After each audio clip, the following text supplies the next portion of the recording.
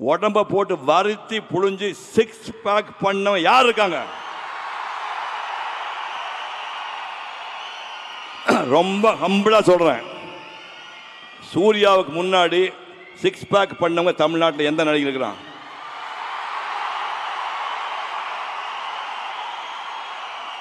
இல்ல அதுக்கு அப்புறம் யாரா பண்ணிருக்காங்களா?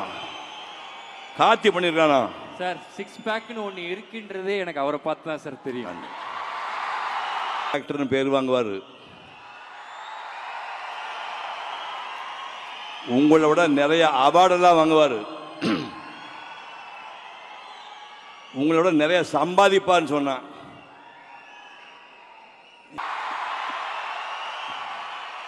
டேய், இந்த கண்கள் தமிழ்நாட்டு பெண்கள் தூக்கத்தை கலைக்க போதுடான்னு சொன்னாரு. அப்படி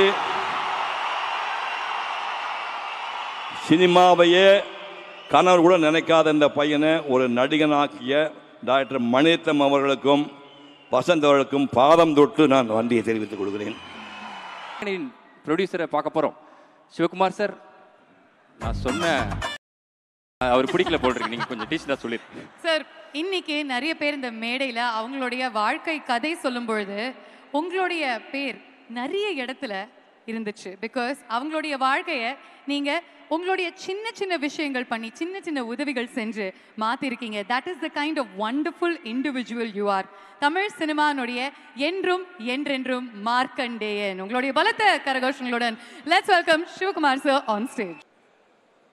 ரொம்பவும் சந்தோஷமா இருக்கு, அளவில்லாத சந்தோஷமா இருக்கு.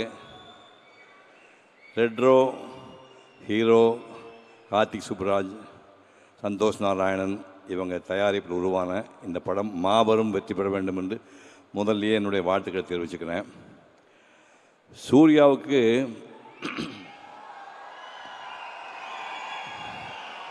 பதினேழு வயசு.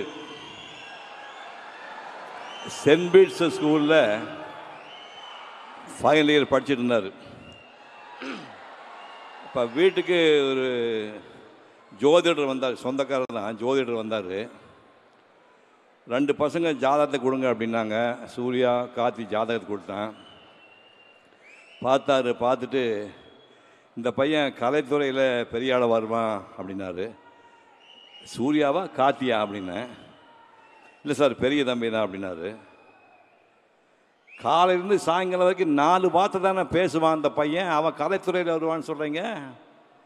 ஒருவேளை டைரக்டராக வருவானோ கார்த்தி சுப்ராஜ் மாதிரி, இல்லை கேமராமேனை வருவானே, முகத்தை வச்சு பண்ணுற தொழில் அப்படின்னா நடிகராக வர போகிறானா?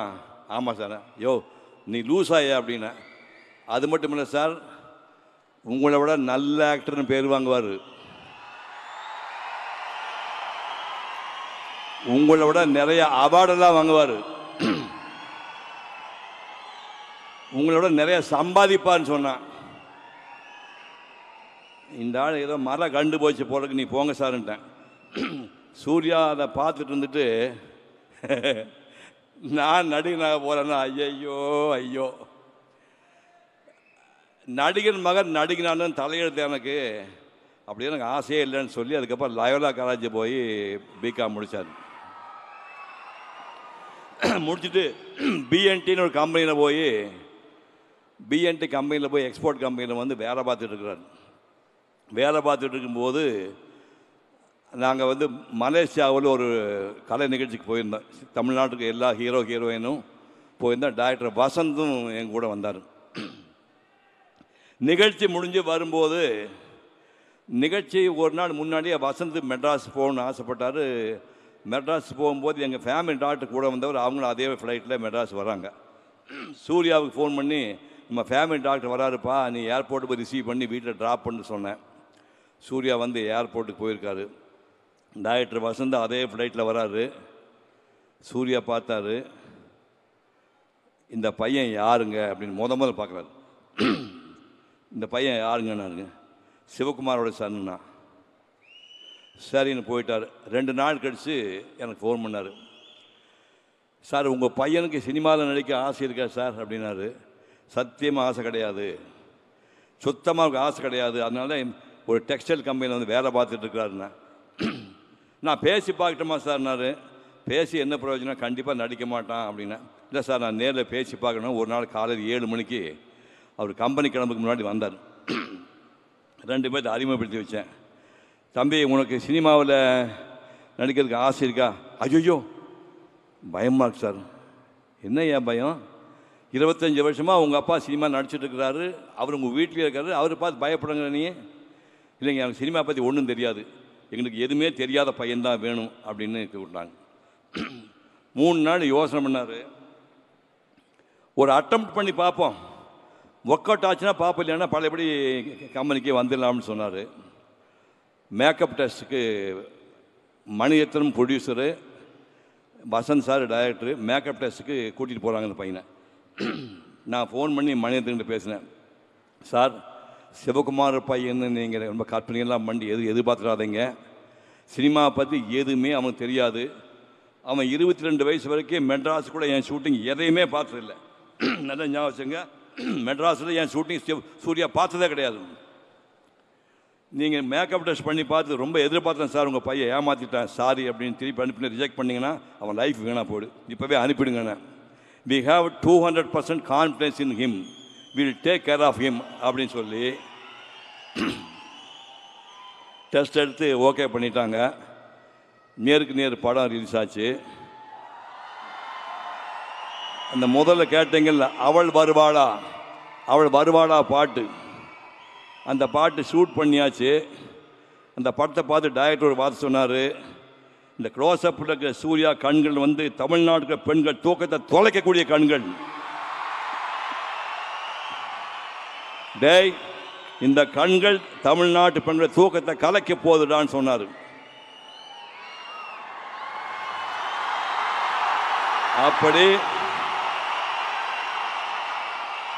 சினிமாவையே கனவு கூட நினைக்காத இந்த பையனை ஒரு நடிகனாக்கிய டாக்டர் மணிரத்னம் அவர்களுக்கும் வசந்த் அவர்களுக்கும் பாதம் தொட்டு நான் வண்டியை தெரிவித்துக் கொடுக்கிறேன்.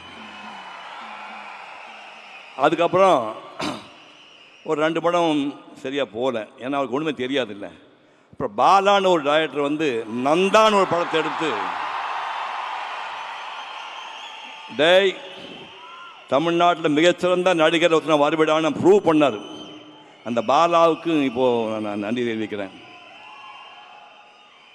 ஒரு ஃபுல் ஃப்ளெஜ் ஹீரோ ஆனுங்கிறதுக்காக ஒரு ஜீன்ஸ் பேண்ட் போட்டுட்டு 4 மணி நேரம் டான்ஸ் ஆடுவார் வீட்டில். 4 மணி நேரம் நான் பார்த்துருக்கேன். பேர் பாடியில் ஸ்வெட்டு ஒழுகிட்டே இருக்கும். 4 hours நான் சாப்பிட டான்ஸ் ஆடுவார், டான்ஸ் கற்றுவங்களுக்காக. அதுக்கப்புறம் சங்கர் மாஸ்டரு பாண்டியன் மாஸ்டர் கூட்டு அதிகாலை 4 மணிக்கு பீச்சில் போய் குட்டிக்கரணம் போட்டு ஸ்டண்ட்டெல்லாம் கற்றுக்கிட்டுறாரு. என்னுடைய சித்தறிவு கட்டியவரை இங்கே சொல்கிறேன், உடம்பை போட்டு வருத்தி புழிஞ்சு 6 பேக் பண்ணவன் யார் இருக்காங்க? ரொம்ப ஹம்பிளா சொல்றேன், சூர்யாவுக்கு முன்னாடி 6 பேக் பண்ணவங்க தமிழ்நாட்டில் எந்த நடிகர் இருக்கிறான்?